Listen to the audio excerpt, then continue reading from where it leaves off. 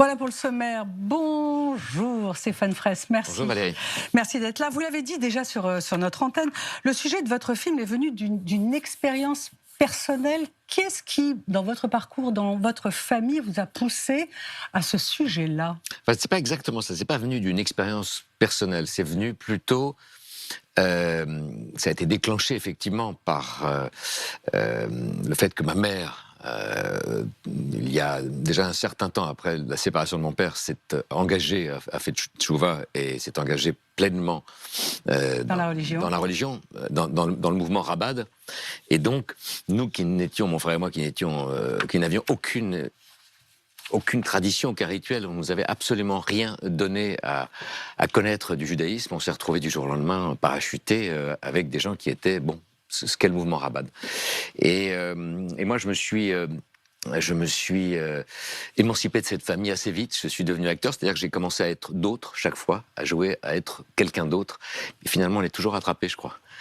Et de fuite en fuite, je me suis retrouvé à un moment un peu verrouillé avec le besoin de redonner du sens au choix que j'avais fait il y a 30 ou 40 ans. Et le film a commencé à naître à ce moment-là. Et puis, est-ce que votre maman est partie aussi ?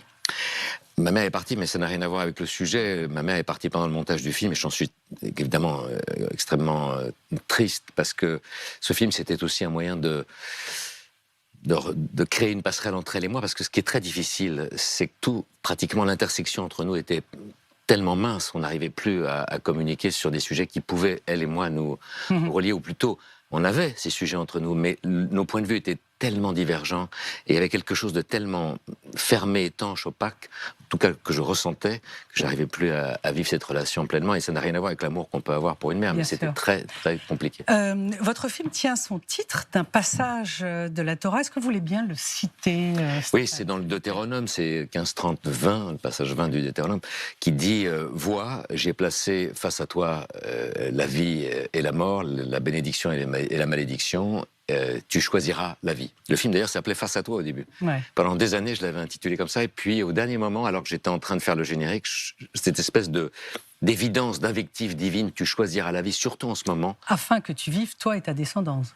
Oui, c'est évidemment. Là, je fais entendre ce passage que tout le monde connaît. Pourquoi je vous pose cette question? Parce que j'ai le sentiment que dans votre film, la question est ouverte. Dans le fond, on ne va pas révéler évidemment la fin, mais on ne la sait pas, on la devine. Vous nous la laissez. La question de choisir la vie. Qu'est-ce qu'elle fait? Oui. Le film, en fait, j'espère en tout cas a cette vertu de ne pas donner de réponse, ce qui est très juif, mais de poser question. Et je pense que la meilleure réponse à une question, c'est encore reposer la question. Donc voilà, c'est ce que j'ai voulu dire. Et effectivement, parce que je viens de vous dire ça, effectivement, je ne pouvais pas conclure le film avec un point de vue. Je pense que tous les points de vue, justement, je pense que chacun d'entre nous peut se retrouver à travers cette fin. Parce qu'on ne sait pas si la jeune fille orthodoxe que vous dépeignez dans votre film, on ne sait pas dans le fond quelle vie elle choisit, parce que la fin, selon moi, est ouverte. Vous avez travaillé avec Delphine Horviller pour ce film, ou plutôt Delphine Horviller a travaillé pour vous, pour ce film. Qu'est-ce qu'elle vous a apporté? Qu'est-ce que vous a apporté le rabbin Delphine Horviller? Non, en fait, elle n'a pas travaillé sur le film. On échangeait fréquemment autour de sujets qui pouvaient exciter mon écriture. Mais en réalité, ce qui est assez paradoxal, c'est, nonobstant l'intelligence et la subtilité du discours de Delphine, le monde que moi je raconte est un monde qui n'est pas le tien. C'est un monde particulier que je connais bien, pour avoir grandi un peu quand même dans ce village de Kfar Chabad en Israël, pour avoir fait, ça se voit pas, mais quelques petits passages en yeshiva quand j'étais tout jeune. Donc en fait, c'est un monde que je connais, que je ne... Pas si bien que ça, mais que je connais. Donc en fait, ce qu'on échangeait avec Delphine, c'était juste cette espèce de ce qu'on est en train de faire en ce moment. C'est-à-dire d'échange entre l'extérieur et l'intérieur. Voilà, d'ouvrir une porte et puis une autre. Je voudrais qu'on repasse, si vous voulez bien, un extrait de la série allemande qui a cartonné, un orthodoxe qui a cartonné vraiment partout dans le monde, qui a mis en lumière les difficultés de ces gens-là lorsqu'ils décident de quitter le monde orthodoxe ou ultra-orthodoxe. C'est une série qui a été basée sur l'histoire vraie de Deborah Feldman. Ton billet d'avion, ton passeport. Bonne chance à Berlin.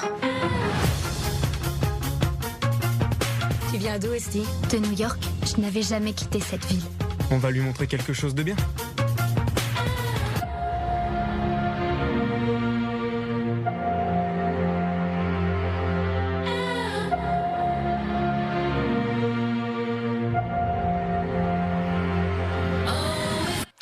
Voilà, c'est une série qui a beaucoup intéressé le grand public dans le monde. Pardon, je me permets de dire une chose qui est fantastique, c'est que cette série, elle a été pratiquement plus vue par des gens qui ne sont pas juifs. Mais oui, c'est pour ça. Moi, j'avais commencé. Grand public. Non, mais j'avais commencé à écrire mon film bien avant, et quand j'ai vu la série sortir, je me suis dit, mon Dieu, quelle tristesse. J'ai commencé à travailler en amont de ça, et en fait, je me suis rendu compte. C'est pas tout à fait la même histoire. Non, et puis surtout, la question du sortant est une question totalement universelle, et c'est ce que aussi dit mon film.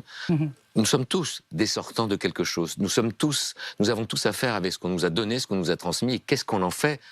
Là, c'est posé dans un certain contexte, le mien est différent. Justement, à propos de sortants, on va poser la question à Abraham Blonder, qui travaille au sein de cette association Hillel. Il n'y en a pas qu'une seule, bien évidemment, il y en a plusieurs. Hein. Il y a Manoff, il y a Dror.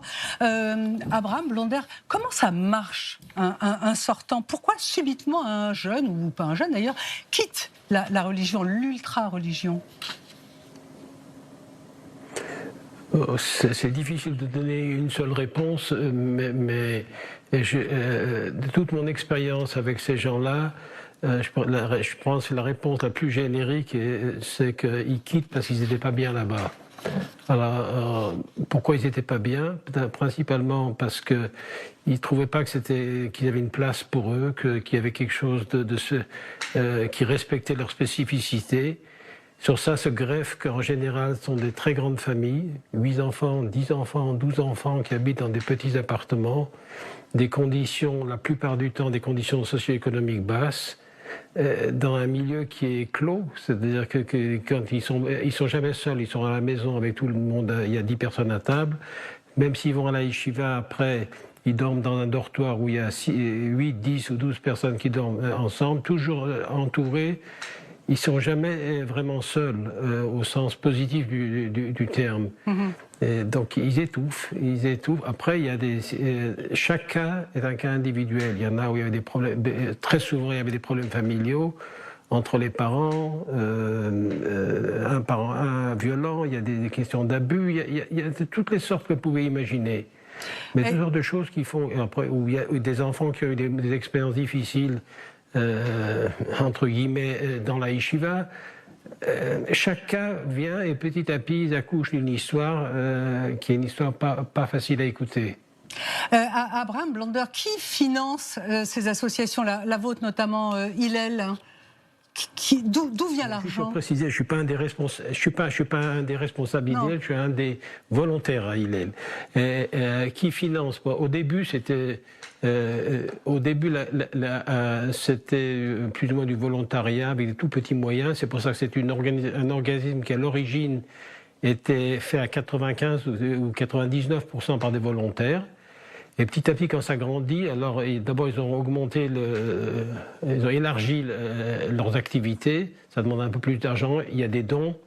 Aujourd'hui, c'est déjà pas mal supporté par le gouvernement qui voit une nécessité parce que c'est un problème social. Et il y a quand même des chiffres pas négligeables de jeunes qui sortent du milieu ultra-orthodoxe et ils sont complètement à la dérive.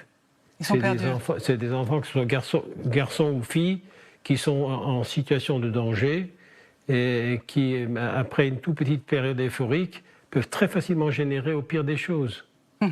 Et ils ont besoin d'énormément d'aide pour avoir une chance de trouver une nouvelle route. Abraham Blonder, vous êtes pratiquant, vous êtes dati, comme on dit.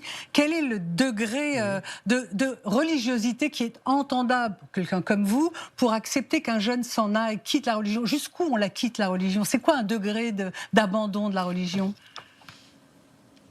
Pour moi, c'est absolument indifférent. C'est-à-dire que quand j'ai décidé de faire du volontariat dans Hillel, c'était sans aucune autre intention que d'aider des gens à arriver, des jeunes qui veulent faire un changement, de les aider tant que faire se peut à faire ce changement. Je suis absolument indifférent à la direction qu'ils veulent prendre. Est-ce qu'ils veulent être non-religieux, anti-religieux, d'une autre religion? Ça ne change rien. Moi, je suis là seulement pour essayer de les accompagner à arriver où eux, ils veulent arriver. Des fois, de leur éclairer un peu le chemin, de leur dire ce qu'ils pensent sur certaines choses, c'est peut-être pas tout à fait la réalité, parce qu'il manque beaucoup d'informations. Mais si je voulais aller à l'extrême, j'aiderais tout autant et de la même façon quelqu'un de non religieux qui a décidé qu'il veut tout d'un coup devenir religion. Ça ne change rien. Le dénominateur commun, c'est des gens qui veulent faire un changement dans leur vie, un changement radical, et qui ont besoin d'aide pour y arriver, parce qu'ils ne connaissent pas l'autre côté. Stéphane Fraisse, j'ai une petite question. Comment vous avez travaillé voilà, derrière, d'ailleurs, on voit derrière moi les images de Tahira Dato qui a suivi un jeune qui vient de Bnei Brak et qui est déchiré entre sa vie de religieux et son attirance pour la nuit, pour le monde gay. Stéphane Fraisse, comment vous avez travaillé le personnage incarné par Lou Delage? Elle est merveilleuse, elle est diaphane, pour votre film. Si vous le permettez, je voudrais répondre. Et d'abord, je voudrais saluer Abraham Lander parce que le hasard fait extrêmement bien les choses. Allez-y. Hillel et Florence Eman, que vous avez aussi sur ce plateau, qu'on va entendre dans quelques instants, sont deux éléments très importants de la construction pour moi de ce film.